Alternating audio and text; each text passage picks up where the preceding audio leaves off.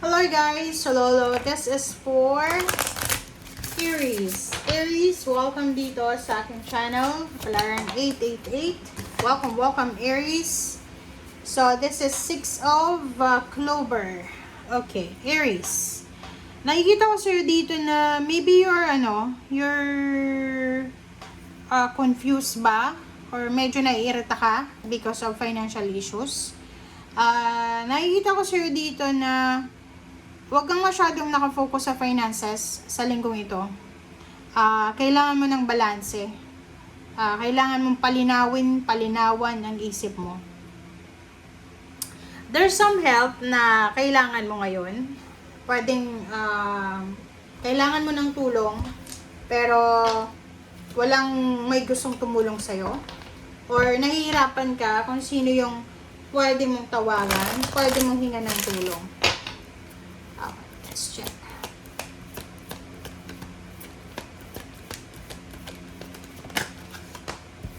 Okay, Aries. The energy is gaining momentum. Wow. Ano ba yan? Let's check. Okay, so yung first two cards mo, sinasabi ng baraha sa'yo, Aries, na may nangyayari sa surroundings mo, may nangyayari sa buhay mo na posibleng magbago, or there's a transformation, or there's a changes happening. Ano yung ibig sabihin niya? May mga relationship na biglang nagbago, may mga mindsets na biglang nagbago sa paligid mo, or even ikaw. Nakikita ko sa'yo dito na maybe you're planning to travel, to relocate, to change career, change of relationship, or whatever man. And sinasabi ng baraha, nasa tama kang direksyon. No? Nasa tama kang direksyon. Kung sobra-sobra yung confidence mo, yung motivation and determination ngayong linggong ito, wag mong sayangin yan. Gawin mo kung ano yung mga nararapat mong gawin, or ano ba yung mga gusto mong gawin, as long as legal yan. Okay? Okay.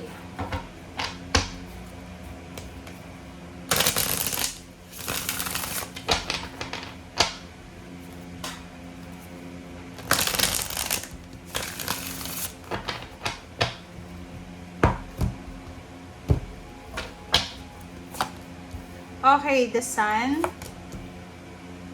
6 of Cups, 2 of Pentacles, OMG, 4 of Wands. Aries, tingnan mo siya, oh. Diba? Yung happiness mo, hindi yun obligasyon ng ibang tao. Okay? So, kailangan nating maintindihan na yung happiness ng bawat isa is obligasyon natin yun sa sarili natin. So, sinasabi ng baraha, huwag kang maghintay. Huwag kang maghintay. Like for example, parang halimbawa, may problema ka sa pera, may problema ka sa pamilya, sa relationship. Sasabihin mo, naku, ang lungkot ng buhay kasi ganito, gano. Sabi ng baraha dito, find happiness for yourself. Hindi ka dapat nakadepende sa ibang tao. Hindi dapat nakadepende yung happiness mo sa happiness ng ibang tao. Okay? There's there's an occasion, there's an incoming occasion, maybe 4 months from now, 2 months from now, 4 years from now. Sinasabi ng baraha sa'yo dito na posibleng may mga financial offers, financial jobs, or job offers, business offers ka na matatanggap. Okay? Nakikita ko rin dito na may bala ka ding magpatayo ng bahay, may bala ka ding magkaroon ng member ng family, new member ng family, magpakasal, mag-travel, or kung ano man yan na plano mo. So, nakikita ko sa'yo dito na medyo parang anong tawag dito, hindi ka sigurado. Ang dami-dami mong plano eh. Marami kang plano regarding sa family, sa relationship, but medyo hindi ka, alam mo yon, hindi ka masyadong confident. Yun, ang tamang word doon. Hindi ka masyadong confident. It's because, siguro marami kang pinagdaanan sa past na problema. Okay, let's check.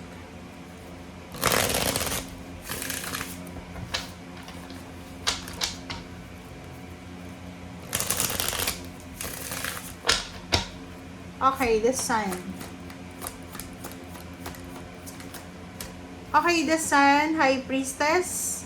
So, sinasabi ng bara sa'yo dito na yun, be patient, okay? Kailangan mo lang magpasensya, maghintay.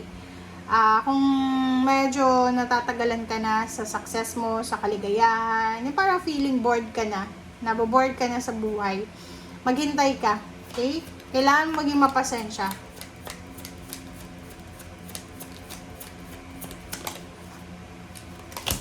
Okay, Four of Cups and Four of Fire. So, dalawa yung Four of Wands dito. So, sinasabi ng barahan na kailangan mong hintayin siya. Maghintay ka because there's an incoming prosperity, contentment, and celebration. There's yung plano mong pagpapatayo ng bahay, possible yan. Yung plano mong pag-aasawa, possible yan. Pagpapakasal, pagkaroon ng another member ng family, possible yan. Pagta-travel or whatever man. Or pagbe-business. Okay, Zero, the Dreamer. So, dito naman, sinasabi ng barahan na there's so much opportunities na posibleng maiisip mo. Marami kang maiisip na paraan kung paano ka makapagsimula. Like, gusto mong magnegosyo, gusto mong mag-apply ng trabaho, gusto mong mag-business, yung negosyo, business. Gusto mong mag-part-time, gusto mong mag-online selling, online jobs, whatever. Sinasabi ng barahan, magtiwala ka lang sa sarili mo. You need to believe in yourself. Because lahat naman ng plano natin, lahat ng pumapasok sa isip natin ay protected yan ng universe and the angels. Okay, Nine of Air. Wala kang dapat naalalahanin. Huwag kang masyadong magpanik, mag-alala para sa pamilya mo. Huwag kang masyadong mag-isip ng mag-isip about sa family mo.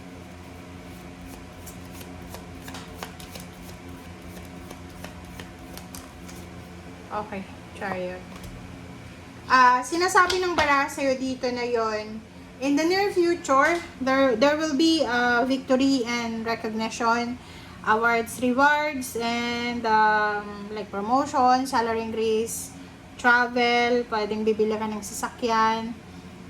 Nakikita natin lahat ng pinag-iipunan mo, lahat ng sacrifices mo, lahat ng pagod mo, may kapalit yan na tagumpay. So, huwag kang matakot na masayang lahat ng sacrifices mo.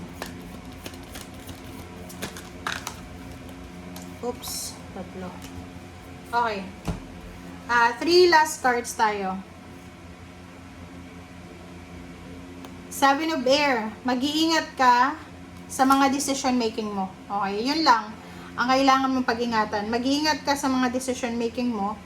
Mag-iingat ka din sa mga balita na natatanggap mo. Okay? Yun yung pinaka-importante ha. Mag-ingat ka sa chismis, mag-ingat ka sa mga kwento, balita, or kung ano pa man na natatanggap mo or dumarating sa'yo. Okay? Thank you guys. Bye!